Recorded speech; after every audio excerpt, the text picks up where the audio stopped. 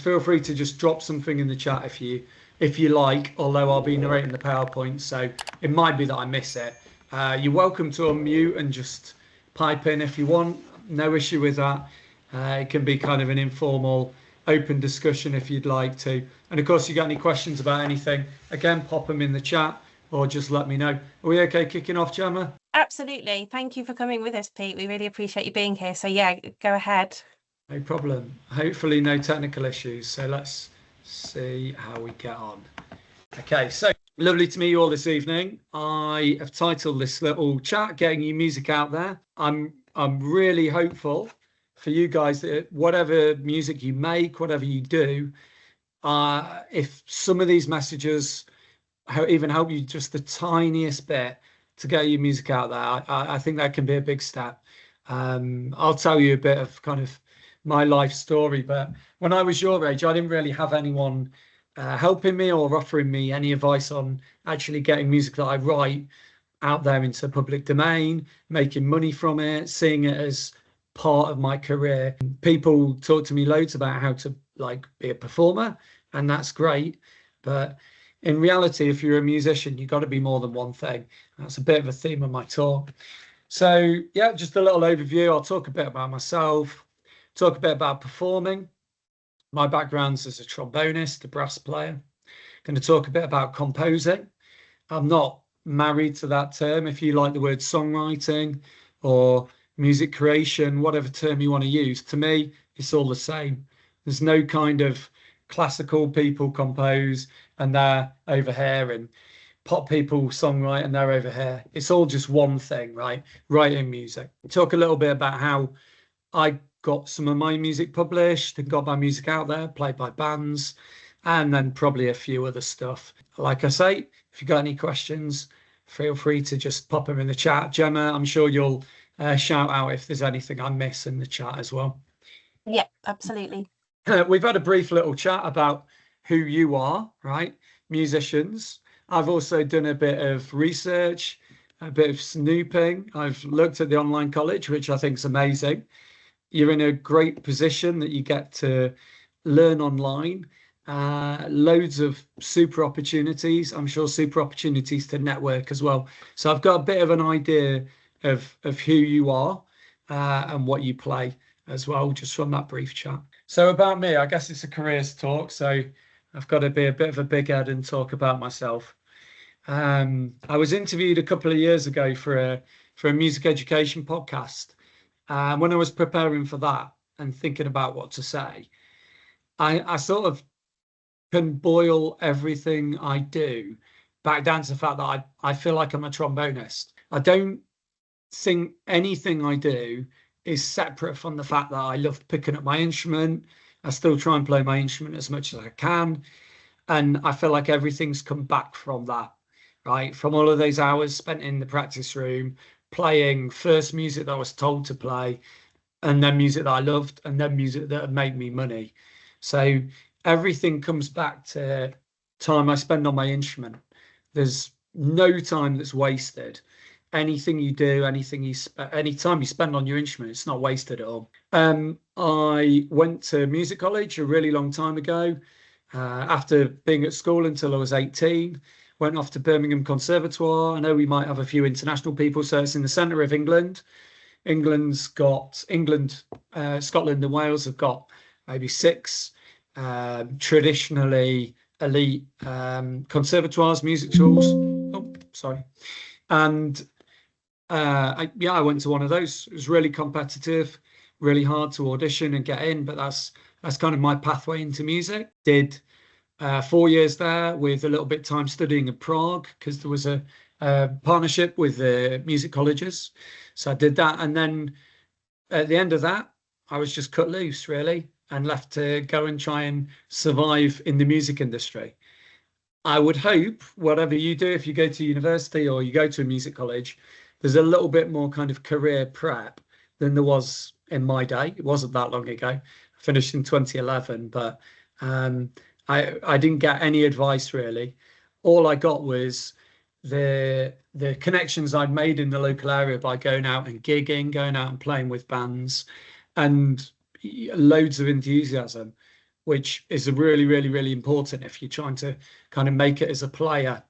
I made my kind of first steps by fixing musicians for bands, orchestras, and quartets, and then organizing these things myself. So rather than just pigeonholing myself as, say, an orchestral musician or a jazz musician, I would try and say yes to everything I could. I'd organize my own bands and quartets, small jazz bands. Jazz is really my favorite genre to work in, and go out and take gigs doing whatever I could, like weddings, parties, anything I could with a band, and fix it. You know, if there was like a formal function that wanted a brass quartet playing formal music, I'd make sure I had the right repertoire, the right music, that I could book the gig. And then, of course, hire other musicians, which when you're at music college, the best thing about it is you get to know loads of musicians. You get to play in loads of groups. And of course, when you're organising your own gigs, you can just call these people up and say, okay, I need a trumpet player. Will you come and do this? So that was really kind of my first steps. And from organising my own gigs, I got quite a lot of other good work, played with some really good big bands in and around the UK.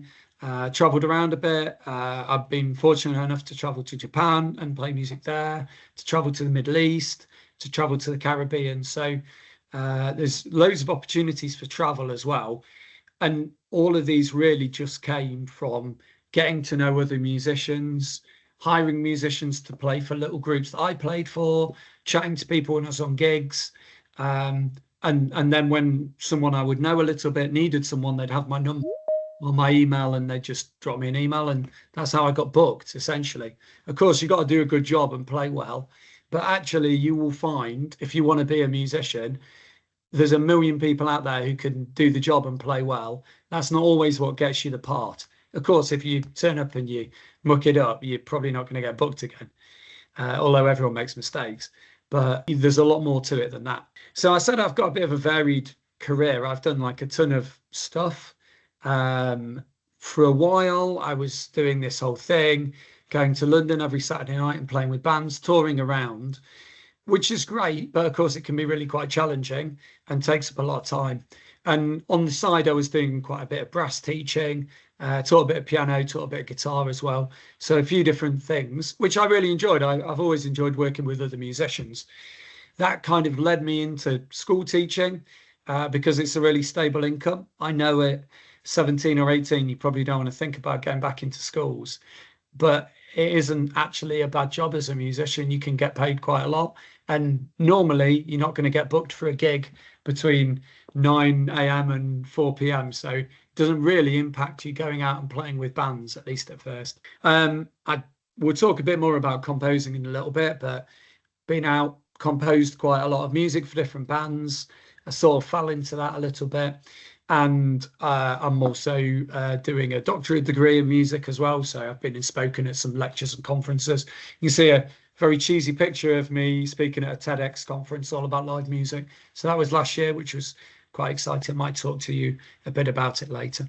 Anyway, that's a kind of bit of a bio. So I spent a good while scrolling through my pictures of me playing to look for some pictures that would illustrate the point I want to make.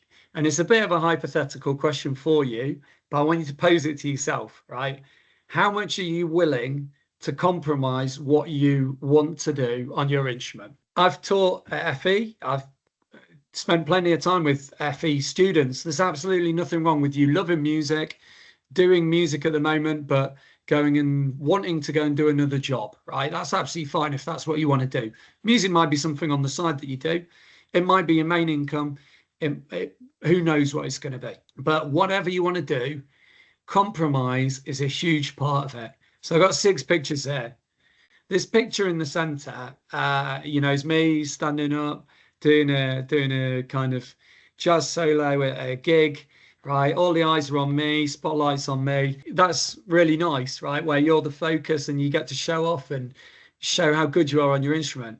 The reality is that is even for the best musicians, that is a small part of what being a player is. So we've got on the top, we'll go to the one first where it's a quartet.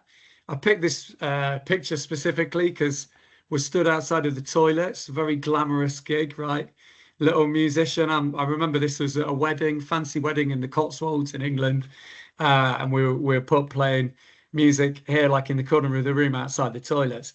Now it doesn't matter that the other guys in this quartet are legitimately really good professional musicians, absolute stars.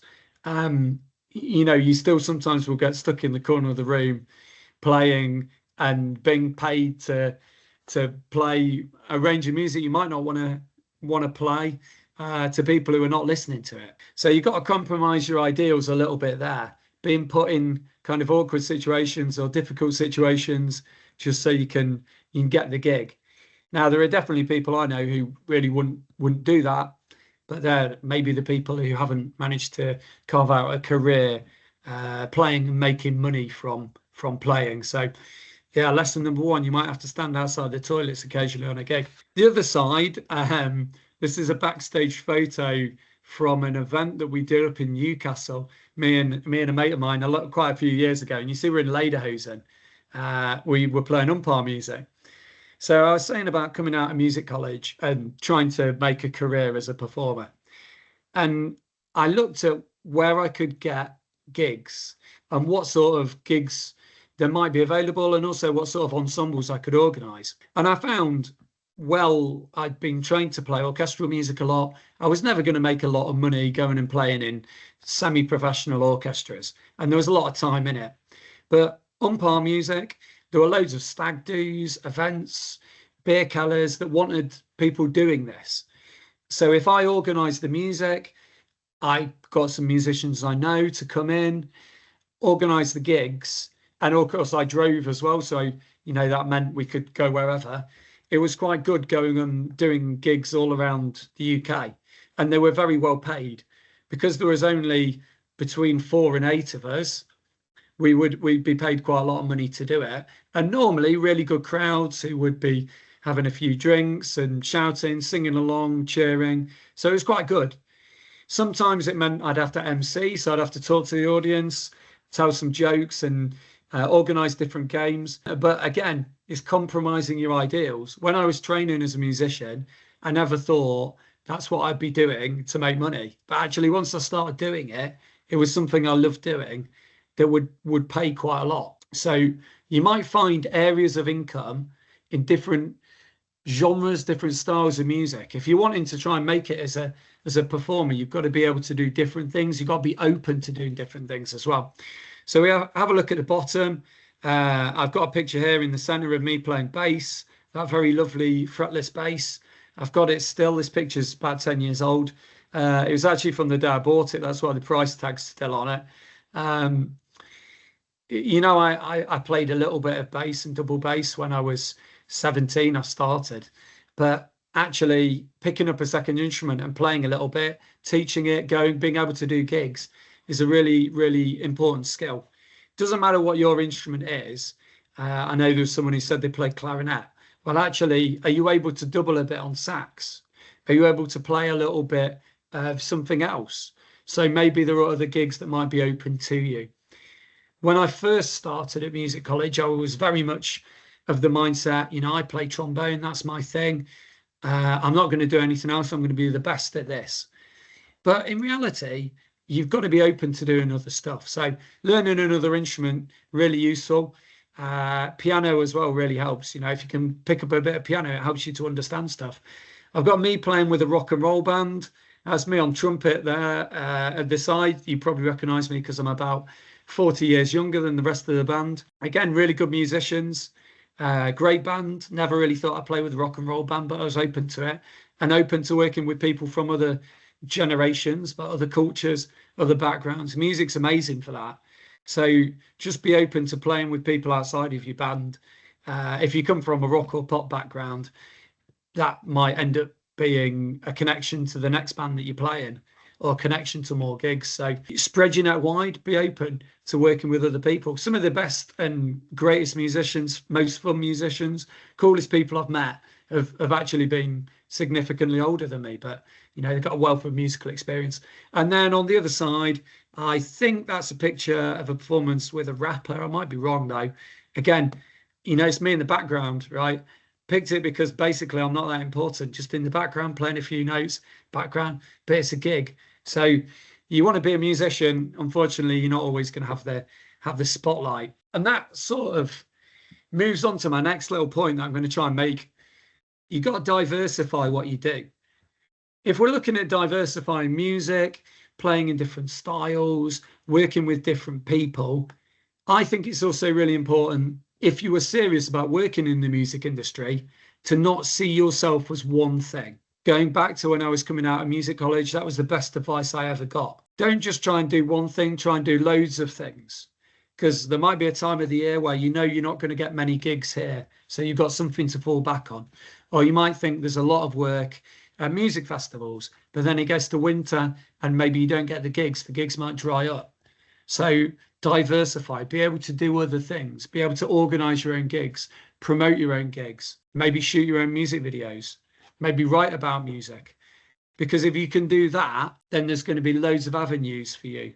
Music is a really challenging career, but it's an incredibly rewarding one. And I know so many people who've made it work for them through diversifying and doing different things. Yeah, so I've talked loads about me as a performer, right? Just think, if you can, I'm not going to ask you to put in the chat, but think about what sort of gigs you could do and then why you get the gig and not someone else. It's not always about being the best person. Sometimes about knowing the right people, sometimes about knowing the venue. It's always about showing up on time and being dependable and being a nice enough person to other people. That doesn't necessarily mean, you know, showering them in love and kisses, but not upsetting people goes so far. Goes so far. And networking's part of that, you know, just getting to know other musicians, talk to other musicians about what they're interested in, what gigs they're doing. And then from that, you don't know what will come. Practice the right things. Difficult to know what the right things are sometimes, but try and practice stuff you're not good at. Practice a range of different things that might help you get a gig. If you, for example, a guitarist and you're very good at playing in kind of the rock world, but you can't play jazz so much, you know, the practice room is your safe space. You should always be trying to do stuff you can't do in the practice room. Doesn't matter if people, you know, no one's going to hear you, right? It's better to do it in the practice room and get a bit of an understanding of doing stuff than to get the opportunity to do a gig and have to say no because you've never tried to do that style of music or that piece. And then the last thing's getting out there, which is easier said than done, but go to gigs, talk to musicians. There we go. I'm not going to ask if you know who this musician is, although he's a super famous guy. I had to put a picture of him in this. So it's called Wynton Marsalis, jazz trumpet player. He plays all sorts of styles of music. Very old picture of me, right when I was first starting in music, but absolutely amazing trumpet player. So yeah, there you go. Look up his music if you don't know him, Wynton Marsalis. In my opinion, greatest living trumpet player. Or maybe working as a composer. So we talked a bit about working as a performer. Do you know what? If you're going to diversify, you could always work as a composer, songwriter, music creator, something like that. I won't burden you too much in the chat, but I know as part of your RSL course, we're all doing an RSL course, aren't we, Gemma?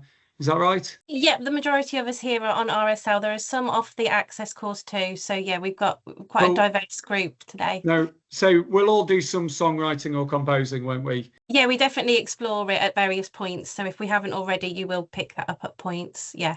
Yeah. Okay. So I mean, it's probably not the right space to kind of have an open forum and discuss stuff, but maybe we can discuss it if we have some time at the end for questions.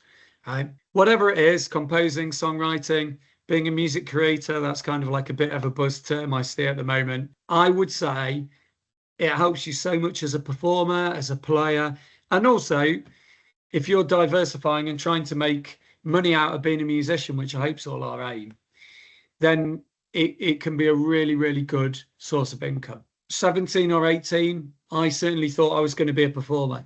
I saw myself going and joining a top jazz band or top orchestra, maybe emigrating to a different country, trying to just make it as a player and forget about everything else, right? Not worry about anything else in life, just go and do the gigs, live the life, right? And to an extent, I've done some of that stuff. But as life goes on, you kind of change what you want. Going out and doing gigs and being home at 3 o'clock in the morning or 4 o'clock in the morning isn't necessarily what you want to do 2 days a week. It can be fun, but as you get older, sometimes you want to do different stuff. And composing is also a good pathway into that, right? It can help with your life choices. I've got a young family now. I've got 2 children. I certainly wouldn't want to be out every Friday or Saturday night going and doing gigs because it'd be really difficult for me, right?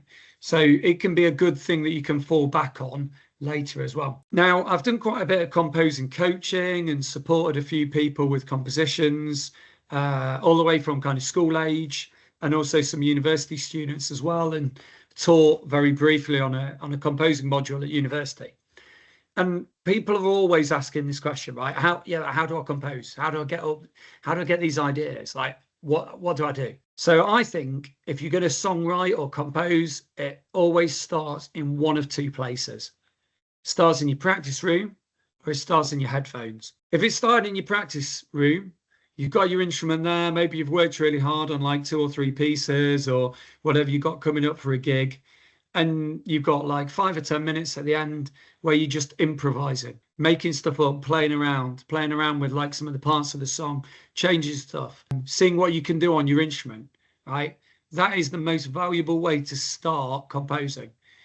So many ideas that I've put into music for bands, put into music in books, just started with like a little riff that I'd play when I was practicing my instrument. And actually, when I go through periods of practicing a bit less, I find it a lot harder to songwrite.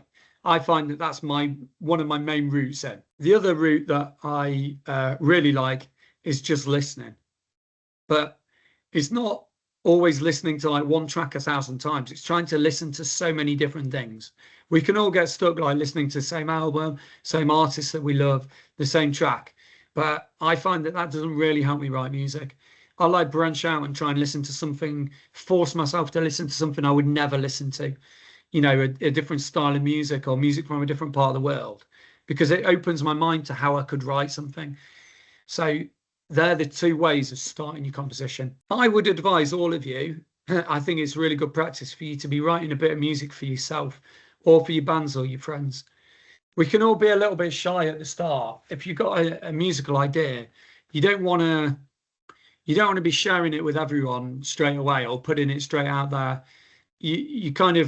We're all a bit nervous, right, with any musical composition.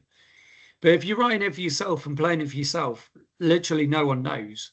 But it's like brain food. It develops your musicianship so much. And then as you get braver, of course, share it with bands and friends, right?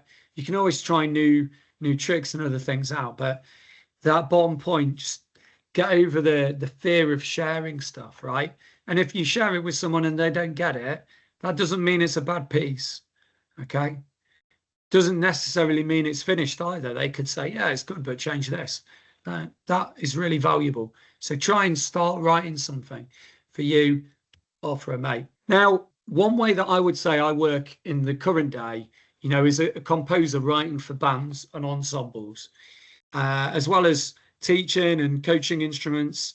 I write quite a bit of music for different bands. I don't know whether there's a quick fix to this, and it goes back to what I was saying about being a player. Like, how well do you know people around you? How well do you know other rock bands or pop bands or brass bands, whatever you want to write for? And sometimes just from informal chats, these people will tell you that there's an opportunity to earn some money writing something specifically for them. And that can be a really good source of income, right? Once you've done it for one band or group in the local area, word spreads and someone else wants it. Doesn't matter what genre of music we're talking about. That's the case in all worlds of music. So getting to know bands that you could write for is great. And of course, this can be a good source of income, right? Sometimes bands might advertise, they might run competitions, there might be a songwriting competition going on. You can find bands that are looking for new music. It does take a little bit of searching, but there is stuff out there. So you can try and do that. And the better you know a band as well, the easier it is to write for them. If you know where the strengths are and what they like as a sound, then you can really write something that, well, they like, but also sounds good because you know the band can play it well. And often that will lead to other stuff. A lot of this I'm talking about writing for brass bands, really, and other brass ensembles as well. But I know this is true in pop rock world as much as anything. If you can bring it back to their sound, connect with that band, then very quickly you can become a songwriter. And of course, the more you do it, the better you get. The better you get, the more money you get from music, and the more publicity, or the better known your music gets just by getting out there.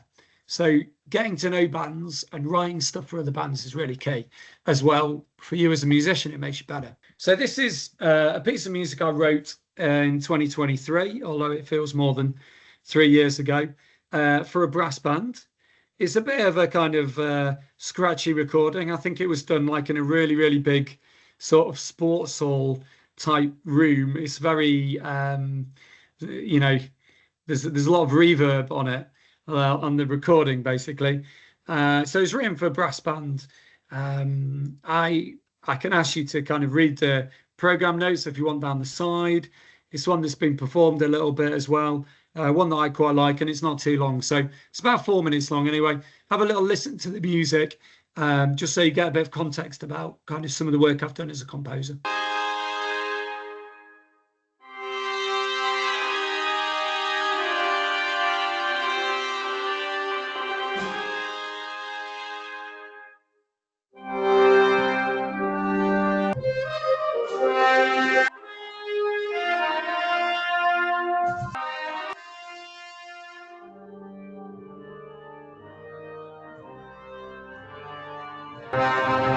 Yeah, I think the recording cuts off before the talking.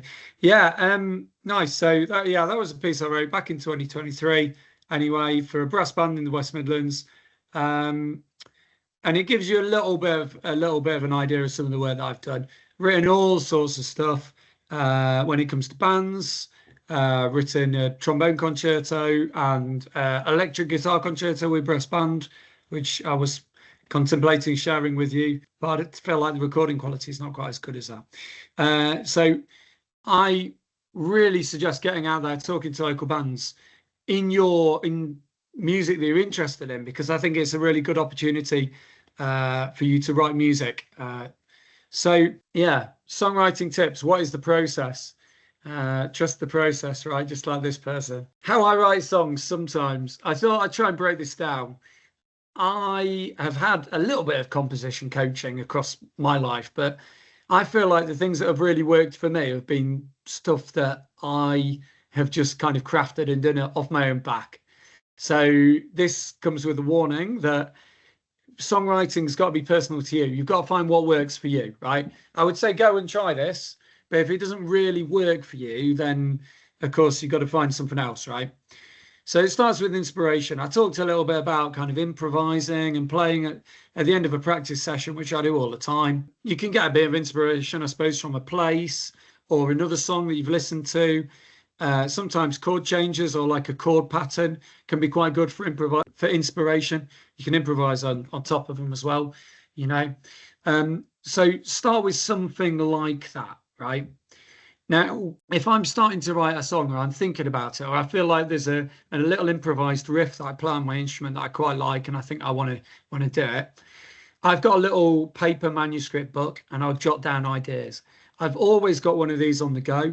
Normally, like, lives in my bag, or like if I'm traveling, I might have it in my jeans pocket. Just because I really like writing stuff down physically with pen and paper. That's kind of how I work. I've tried doing it digitally. I've tried recording where you sing or you play into like voice notes on your phone. Some composers love that, but I actually really like physically writing it down. So that works for me. I would say try it, because it just goes in a different way. And I feel like I come up with different ideas when I'm actually writing it down. Nothing wrong with writing tab down, or even if it's chord changes, just writing the chords down. It doesn't need to be notation. I work with notation, but you can do it however you want. When I've got a riff or an idea that I like, one thing I also try and do is I'll try and play it across a few instruments. So I said to you, trombone's my main instrument, but I might sit at keys and mess around with it in keys. Sometimes try and do it in a few different key signatures. Right, might play a bit on bass if it's something that'll work well on bass. You can see here I've got a pedal. So I do some playing with electronics sometimes. So, you know, change some of the sounds using a pedal. If you're a musician who works with like a distortion pedal or effects pedal, play some of your ideas through different sounds on the pedal, right? Just to see kind of what you like and what sticks and maybe what works well with different sounds. When I'm first writing a song, I'll always make sure I write every single bit of the song as melody and accompaniment. So whatever I've got my melody, I'll make sure I decide what the chords are going to be underneath it, and then a bit more of the song, what the chord's going to be underneath it. And it doesn't matter if I've got a couple of competing melodies, if it's going to be polyphonic and I'm going to have 2 or 3 melodies on top of each other or whatever. It probably, if I was writing as well with bass guitar, I would try and do that, right? What chords do I want on top of the bass guitar? So work out your accompaniment for every single little bit. You don't have to stick with that accompaniment forever, but always be thinking, what chords could I use on top of this? And again, going and sitting at piano helps with that. I find I kind of develop my ideas and sculpt them on piano as much as I do on trombone. They always come first on trombone, but you know, sculpt them on piano because you've got more keys to press at the same time. And then the last thing is I kind of draft it into a story. Doesn't matter what the inspiration for the song is. If there isn't anything that's like story-like, you've got to try and tell a story with your music. So there's a couple of tips there. If anyone has any more specific kind of questions about songwriting or composition, maybe save them for the end, and I'm happy to kind of answer any questions people have. I mean, that's only one possible process, right? You can see there's kind of very messy area of my house, just got a few instruments out and stuff that I was working with. So yeah, it's only one possible process. How you jot ideas down is right for you. You know, I put on the last slide, I've worked with DAWs, DAWs quite a bit as well. Sometimes I'll play stuff into a DAW, change the sound. I've never really liked voice notes, but some of my composer friends really do, right? And then if I'm writing something, I'll try and listen to something that's similar as well to maybe sort of help me sculpt the ideas. So these are all questions for you. You don't need to answer them, but you can think in your head, you know, how's your playing help you write? How do you record ideas? How do you use a DAW? How do you do your edits? I'm a pen and paper person. That really works for me way better than other stuff. I wouldn't have ever thought I was that old fashioned, but just writing it down on pen and paper really helps. You can do it in front of TV as well. Sometimes play around with it if you want. You don't always need to be able to hear the ideas. You can just jot ideas down. Now, I said before about using the practice room to develop your playing and being creative and songwriting through playing stuff on your instrument. You know, do things differently. This is a very basic graphic score, right? That I kind of drafted a few years ago. And I went for a phase of just writing all of these graphic scores and then just trying to create a bit of music from them. The process was never really that I was going to go out and do a gig anywhere or go and play in an art gallery or something. That's not the idea. The idea is just how can you kind of interpret things differently? It gets you thinking about being creative on your instrument. So graphic scores, I would say, are a really good little tool for that. I don't think I've shared either my beautiful artwork or the music with anybody else. So there you go. You've got a picture of one of my graphic scores. It does look like it was done by a primary school child.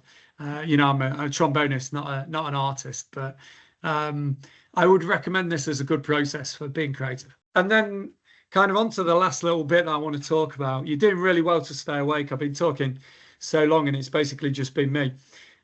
Working with publishing companies or publishing houses. So this is really essential. If you see yourself being a songwriter, composer, you need to work with someone who's going to get your music out there, right? To an extent, that starts with networking, getting to know people. I think my first I would say, with Warwick Music was actually knowing somebody that worked at Warwick Music that I'd done a gig with before.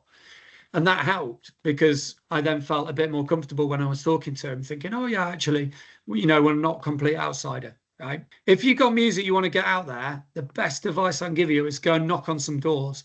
You can do this digitally by like emailing scores, emailing music, trying to talk to people, just say, is there any chance that we can organise a phone call or a Teams chat? I want to try and get some of my music published.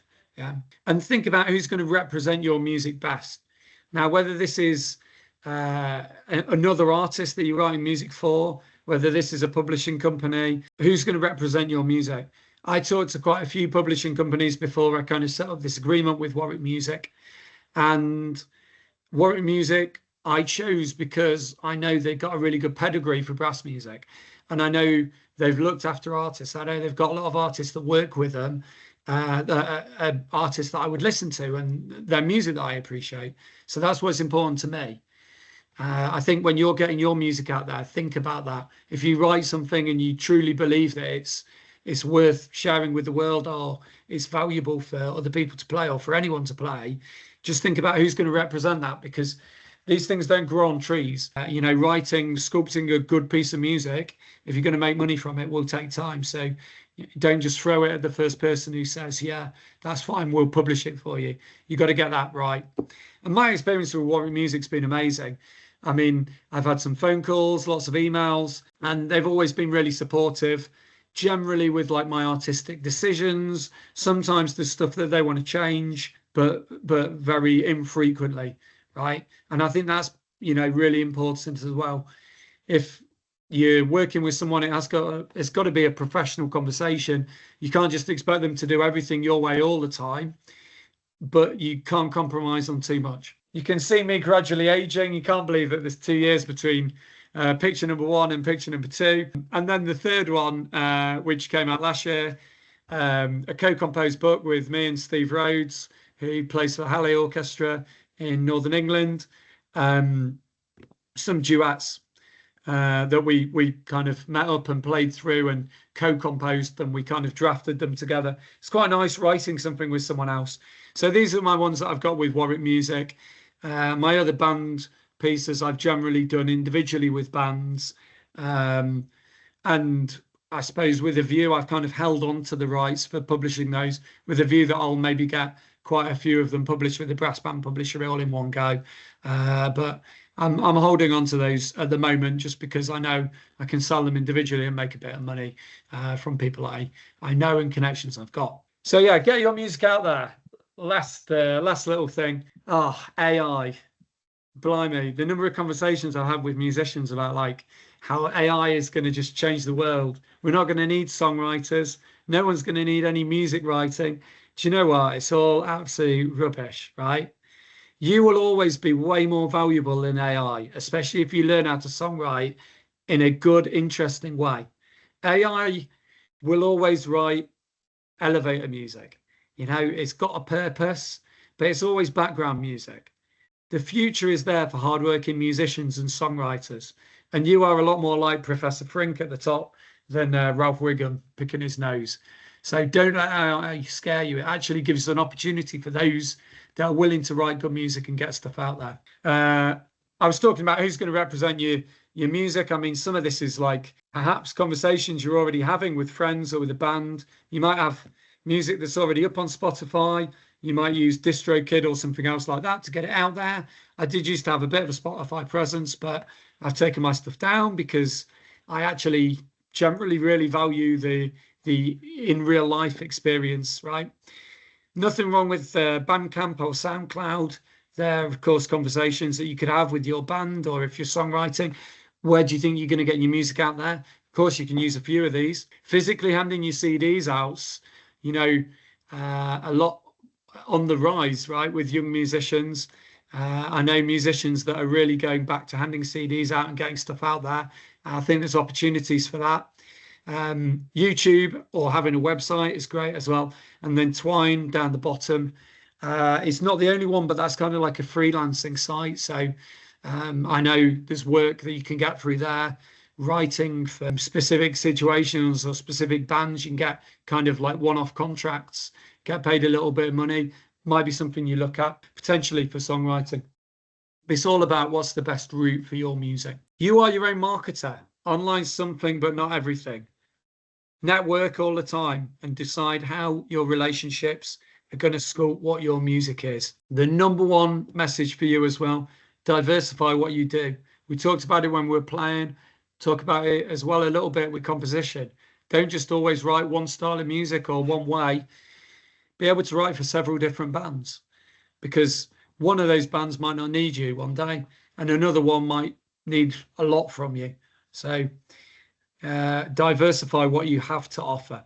And part of that, you can see I was giving the TED talk. I think Gemma shared the link before. You can always watch You know, talk about what you're passionate about, right? Stand up for what you believe in, and that should always come through your music. Songwriting isn't done in a vacuum. You know, it holds your personal beliefs, and some songs, especially songs with lyrics, it's really important to get that out there. Try and support live music, try and organize gigs, get out there and listen to bands, and most of all, enjoy being a musician, and don't discount education. I thought that was the last slide. There's loads of work in education. So when you get opportunities, if it's band coaching, instrument teaching, maybe one of my mates he's not a teacher went and did this, went out and kind of did ukuleles with a whole primary class. There's loads of opportunities in music. So enjoy being a musician. Well done for staying awake. Thank you. I've talked for 50 minutes and you've been amazing. No shouting out. I don't know if you said anything in the chat. So thank you. I've left a little bit of time for questions. Yeah, we've got loads. We've got a few in here. I've hearted the ones that are questions. Right. So Would you mind reading them out to me, Gemma? Is that okay? So Erin's asked, do you ever feel music creative burnout? And if so, how do you manage that? Does the joy ever come out of music for you? What an amazing question, Erin. Wow. I don't know if you do music journalism, but that's a really deep question. Does the joy come out of it? So let's first start with the performance side of it. You know, I would love to say back when I would have considered myself like a professional performer and I was traveling around and doing gigs. I would love to say that every day felt like living the dream. The reality is sometimes you turn up for a gig and you're just like, oh, not this again. Oh, you know, it's a bit of hard work. And it becomes a bit like whatever you want to say, working in a factory, right? But you generally enjoy it because you enjoy the people you're around a lot of the time, right? I can say this, we're all in a room together. I think musicians are also. I love talking to musicians about so many things. So maybe I'm just a bit of a music geek in that way. But yeah, for sure, there's plenty of gigs I've been on where I've been like, you know, come on, can we just get through this? And then there are ones where they're just absolutely amazing and you love. And sometimes it's about the audience, sometimes it's about the actual music you're playing. Composing wise, I've never really felt that kind of burnout. Now, I would say I think some of that comes a bit back to the like diversifying, right? So, you know, I think if you're always trying to write, you know, like a classic rock song with an epic guitar solo, you can get a bit of burnout because you're always trying to do the same thing. And actually, your brain doesn't work, or my brain, but like I think everyone's brain doesn't really work like that. You kind of, sometimes it'll try and push you in a different direction. You know, I like getting out, running, exercising, doing other things, doing like non-musical things sometimes. I think you've got to get a bit of a balance. And playing stuff on different instruments as well. You know, I think that helps with composing. So I don't really like have that too much. I know some people do. I know some people really struggle with it. So I wouldn't want to minimize it for those people. But I think that diversifying and trying to do different stuff, and also like, you know, if you can hit stuff too hard sometimes you've just got to step back and be like, okay, I'm not making good progress with this. Like, let's put that on the back burner and let's try another approach or another song, or let's just see where my improvisation takes me. So yeah, great question, Erin. I hope I answered it okay. Thank you so much. Then Samuel asked, just out of interest, what instruments do you use to compose on? Well, as many as I can find. A lot of the time it will start with trombone. So you know, I've got a busy life, so I would love to say I do practice stuff other than trombone. I practice piano sometimes. I quite like playing piano. So occasionally, like, I'll improvise stuff on piano. But it normally start on trombone. If I was writing, so that piece I showed you, which was a brass band piece, I can play trumpet a bit. Trumpet and trombone are fairly similar. You don't normally sort of cross over that much, but I played some of the themes on trumpet to see how they sounded. I also have a euphonium, which is a brass band instrument. It's got a broader sound, so I played some of them on that. So sometimes I try and if I was writing for a brass band, try it on a few instruments. I actually quite like playing stuff on bass guitar, quite high up on the neck especially, even if it's not for bass guitar. So if it's just to see how an idea might grow, I'll try and play on a few different ones. If I'm really like zoned in to the composing process, I might even spend half an hour or an hour just getting out instruments I've got. I'm quite lucky, I've got a few in my loft, and trying to play them. I mean, I would love it if I could pick up like every single instrument that I see on eBay or in a charity shop, and I can't play. Like, I've got a violin, I can't play it very well. So I think you've got to have a certain level of instrument playing. But yeah, try them on different ones. That's where a DAW can come in though, because if you record it, so I've got a mute where I play into, a desk and desk into a computer. If I record it on a DAW, it's quite easy to change the sound. So that can be a bit of a trick. And also using a pedal, if you use an effects pedal, you can change the sound. It's not that common for brass, but I've done it quite a bit. I've done a couple of gigs like that as well, which is quite good fun. So change the sound as much as you can. That's my only advice, Sam. And if you're not used to using a DAW or DAW, then upskill a little bit. If you are, then you probably already know how to just record something and put it on and play around with it. It's for your own use anyway. So try stuff, and if you don't like it, it doesn't matter. It's just seeing how an idea might grow.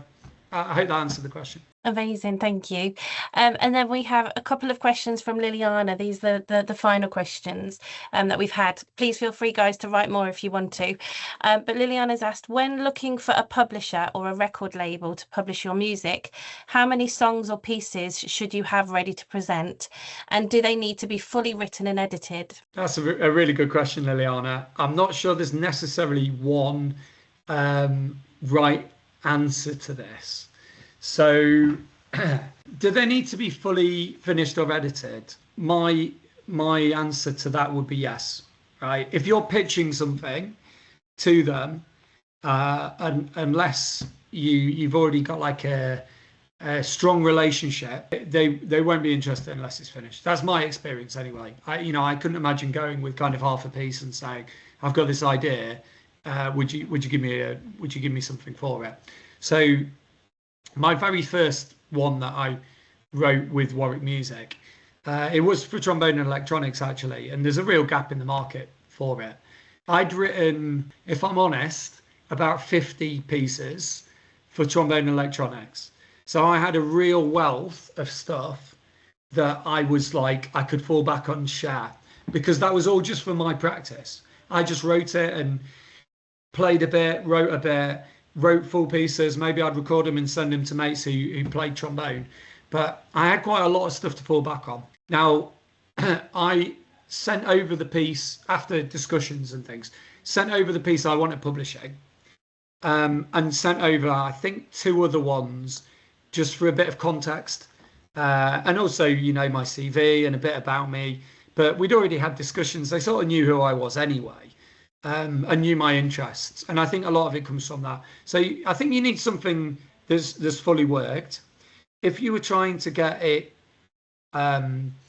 recorded by a band or for something specific, you're going to need a couple of pieces that are finished, even if they're looking for something really niche, or if it was freelance work and they're looking for something really niche, you might sort of pitch it with work you've done, but that's not the finished thing that they're looking for. So you're going to need some finished pieces of music, definitely. If it was a publishing company, say classical music, and you're trying to get it published, I would say in your back pocket have 4 or 5 pieces, just to be ready to say, well, I've got this, actually, I've got this. What do you think of this? So having a wealth of stuff behind you. I don't think this is the kind of step that you can take when you're new into composing. But also be aware they are going to come back and say, oh, well, we might want to change this, we might want to change that. The first one I had very few edits, but my concerto that I wrote, I had to fight my corner a little bit with some things. They said, what do you think about changing this section? Or what do you think about making this a bit easier? And, I very much at that stage stood up for myself and said, no, actually, I'm happy to have conversations about some stuff, but I'm not changing this part of the song. It's integral, and actually, if you're not interested in publishing it with that bit, I'm not interested in it being published with you. So it's difficult. It's difficult, Liliana. I hope that answered the question a bit. If I were you and you had, I don't know, 5 or 6 pieces that you thought you were quite proud of, then I think that might be a route into publishing. But this comes over years as well. When I said I had 50 pieces, that's probably a few years worth of work, and I would say a good 10% of those were not ones like I would want heard outside of the practice room. So it's always a process, right? It's always a process. Thank you. That's really helpful. And the final question is it better to start by posting your music online or wait to get them published so that no one steals them? Nah, that's a good one. Wow. So no one steals them. So I think to an extent, this sort of depends on what world you're working in, right? If you're writing something that's pop or rock, I mean, you could say no one will steal it, but actually you only need to follow any music podcasts or look at any music magazines to see how often like litigation's happening between bands. You can't copyright a chord progression, so feel free to go and work with as many chord progressions as you want, because no one owns a chord progression. It's only really the melody and the lyrics. I would say it's unlikely if you've got your music out on Spotify or SoundCloud or whatever. I'd say it's pretty unlikely someone's going to steal it word for word. And if you're writing it for you to play, that's one thing. If you're writing it for another band to play, you could worry that a band might copy it. But I sort of feel like, in my experience, even when I've played with pop or rock bands, they're not interested in sort of just ripping each other off. So I would say a certain amount of publication's okay. Put your music out there to showcase it. But if you have something that's really, really, really good and you're really proud of, maybe hold some of it back. If it's actual like sheet music, I wouldn't be putting sheet music out there for someone else to have a go at playing, because that's more likely to get ripped off. If it's a recording, that's a little bit different. So I wouldn't put sheet music out there, because the other thing is, if you put sheet music out there on something like MuseScore or whatever, a publishing company might not touch you, because they might say, well, actually, how am I going to make any money? It's already been out there. People who want it have already got it. So the actual sheet music you shouldn't really put out there. And certainly under a publishing contract, you're not allowed to do that, because the publishing company would see that as them losing income. So I think it's a real trade-off there. Certainly as young musicians, you want to be promoting yourselves. An old person like me, really, most of my promoting is just done through conversations with other musicians. I'm not actually super bothered about too many musicians from across the globe kind of like just discovering me and contacting me, although occasionally it happens with my music being sold internationally. I don't see that as being something you should worry about too much, right? Amazing. Thank you so much. That is all the questions from today. It has been so really, really lovely having you, Pete. Honestly. Thank you, John. And I'm hoping, guys, you've all enjoyed that too.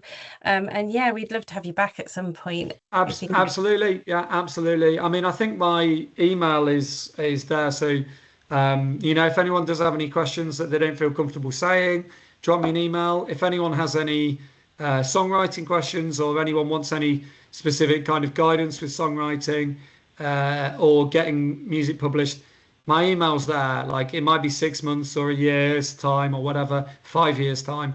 If you still remember, we had this talk from this crazy guy who talks about getting music out there. Always feel free to contact me. Like, musicians help other musicians out. That's what makes the world go round. So, best of luck and keep making music, and hopefully I'll be able to hear some of your music at some point in the future. Amazing. Thank you so much, Pete. And thank you guys for coming. Pete, if you want to just hold on at the end and we'll have a quick chat before we go. But thank you guys for coming today. And it was really great to have you. Have a great evening, guys. Cheers. Thank you, everyone. Awesome. Oh, bless. Got loads of lovely comments. Oh, right. Let me stop the recording. Thank you so much. That was so good. It was so lovely.